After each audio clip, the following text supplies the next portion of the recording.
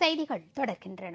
Christmas பண்டிகைக்கு 4 நாட்களே உள்ள நிலையில் உலகம் முழுவதும் கிறிஸ்துமஸ் வரவேற்பு கொண்டாட்டங்கள் களைகட்டி வருகிறது.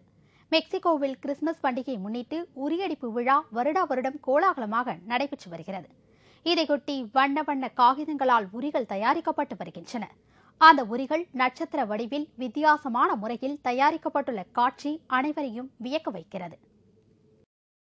அமெரிக்காவில் நடந்த விமான விபத்தில் 5 பேர் உயிரிழந்தனர். அமெரிக்காவில் பறக்கும் குட்டி விமானங்கள் அடிக்கடி விபத்துக்கு உள்ளாகி வருகின்றன. அமெரிக்காவில் நியூஜெர்சி மாகாணத்தில் பறந்து கொண்டிருந்த குட்டி விமானம் ஒன்று திடீரென ரேடரின் கண்காணிப்பில் இருந்து மறைந்து போனது.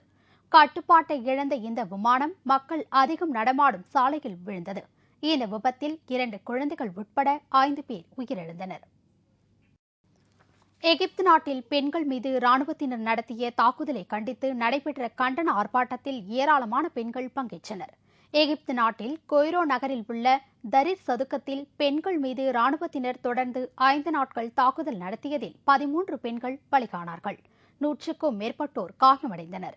இந்த தாக்குதலின் போது ஒரு பெண்ணை 2 ராணுவ வீரர்கள் சட்டையை பிடித்து இழுத்து மானபங்கப்படுத்தி அடித்து சித்திரவதை செய்துள்ளனர். இந்த சம்பவத்தை கண்டித்து பெண்கள் கெய்ரோ நகர வீதிகளில் ஆர்ப்பாட்டத்தில் ஈடுபட்டனர்.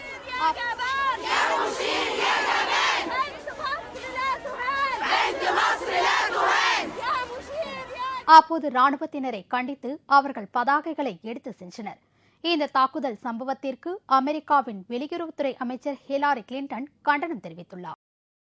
இத்துடன் செய்திகள் நிறைவடைகின்றன. மீண்டும் செய்திகள் மாலை 6 மணிக்கு.